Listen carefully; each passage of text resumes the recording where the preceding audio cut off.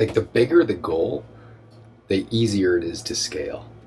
Because right now our goal is to take on 10,000 clients over the next 4 years, which is around 5% of the market cap of the business, or of our TAM. Let's say the total addressable market cap of our niche is, I mean, probably if we had 10,000 businesses, we would be about 5% of that marketplace. This month, we're in the process of onboarding 7 new clients, which is insane. I mean, that is, especially with us working with 8, 9, and 10-figure businesses, that is insane.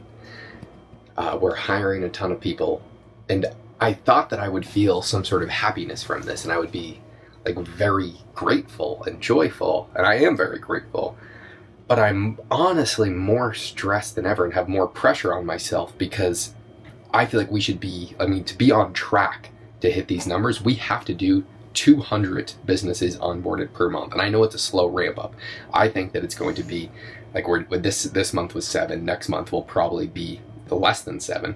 And then I think December is once we'll have the full infrastructure in place, we'll be going from like 10 to 15 to 20 to 40 to 50 to 100 to 150. And I think we'll have this huge exponential increase, and all of that comes down to our ability to train new employees and new talent at scale, which is why I make these videos, because we need to hire more and more people, because we have a marketing agency and high-end agencies. The constraint is providing as much value to the clients as humanly possible. Clients will pay us infinite amounts of money for a long enough period of time, as long as there's a positive ROI. So if we're making them more money than they're spending on us. So that means for us to take on 10,000 clients, we're going to need to have a hell of a lot of people working on every single thing. So we need incredible people so we don't have churn. So far, we don't have churn with our business. Yeah, we just hired Kayla, my girlfriend, and it's going well. She's the client success manager to communicate with our clients and the teams to make sure we're giving that white glove, super high-end premium agency feel. So every single client's getting what they need at all times. The second it is requested, and anytime there's an issue, we're on top of it. But for us to make as much progress that we want, we need to have an incredible sales motion, which that's what I want to focus on. But the only way I can focus on that is if the business is operationally running super, super well. And we're over delivering on every single client, because right now, every client that we get brings us 5 more clients, because we'll crush it with them. And then there's more and more and more demand. So we're in the business of providing exceptional amounts of value. It's like a pizza parlor. If there's a pizza spot an hour away from you, and it is the best spot in the entire world, you will hear about it. You'll hear about it online. Like, it is your friends will tell you about it. If it comes up in conversation, your friend will say, hey, have you gone to this spot? It is literally the best spot ever. That's why we're at this, I don't even know what this is called right now. Sweat House, because people are talking about how great this like little spa thing is. And it is great. And I would say absolutely recommend going. But with your boo. Exactly. It's like the best date night ever. And then we're going to go to sleep together after. And so our constraint is going to be our ability to provide value to our clients over and over and over again at scale. If we could provide every single client with the best possible service and give all of them the best ROI, then we'll never have churn, and every client will bring us more and more clients, which is why I'm so hyper focused on hiring and training people and maintaining company culture at scale, which is why I want to plan all these company retreats to make sure that we always have this culture and we're always talking and we're always over communicating, because I just want to grow the largest agency ever.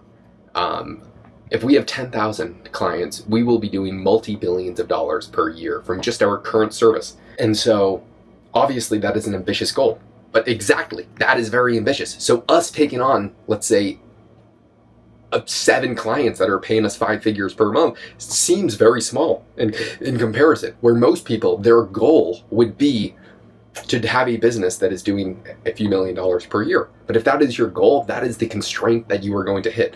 And then it is going to be very hard to push past that, because you don't see the bigger vision.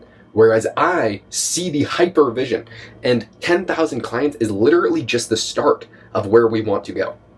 I see the next 10 layers past that on how we have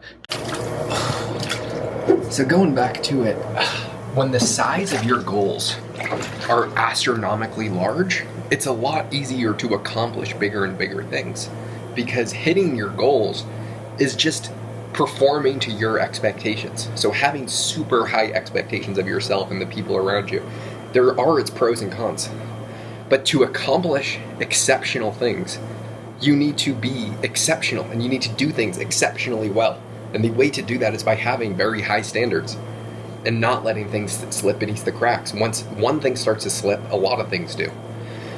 And so it's not my natural personality to be like this. But I've grown into it by understanding what it takes to do something exceptionally well. What you don't realize is how bad most people are at most things, how subpar most businesses are. I don't know a single agency that I would want to work with. That's a big, because the quality starts to go down.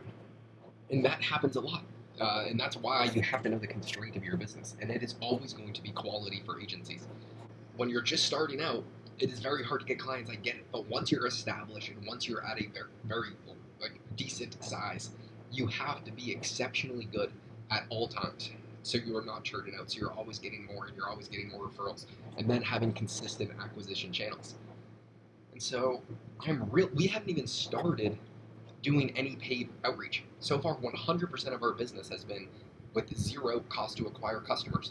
And we'll consistently be able to get dozens of clients per month in the future, every single month, by just referrals without having any cost to acquire, which will allow us to spend so much more to acquire customers because we'll know our lifetime value so much better and we'll be able to outspend competitors and have more unique ways of getting clients because we keep clients way longer because our services are so better. And then we know every client that comes with us brings on average a couple more clients by giving us referrals because we have a systematic way to get referrals, and that's all by showing excess results. And I'm super hard on myself in every aspect of my life, and maintaining that quality for the business is what has led us to scale to where we're in a pretty good situation. But to get 100 steps ahead, I know what it takes to get there, and we are not that good yet. And so it's always looking yourself in the mirror and being self-reflective, saying, what do you have to do? What are you missing? What could we be doing better? How can we make this a way better service? And that's why we're always trying to elevate and take inspiration from completely different business models. But business is becoming more and more fun. And it's obviously great to have the monetary implications too. Because when you grow the business, the reward is more and more money, which allows you to do awesome things. Like, I didn't even think, I don't care what the price is of anything anymore, which is cool. And I get to do cool experiences like this, which is just a fun date night with the girlfriend.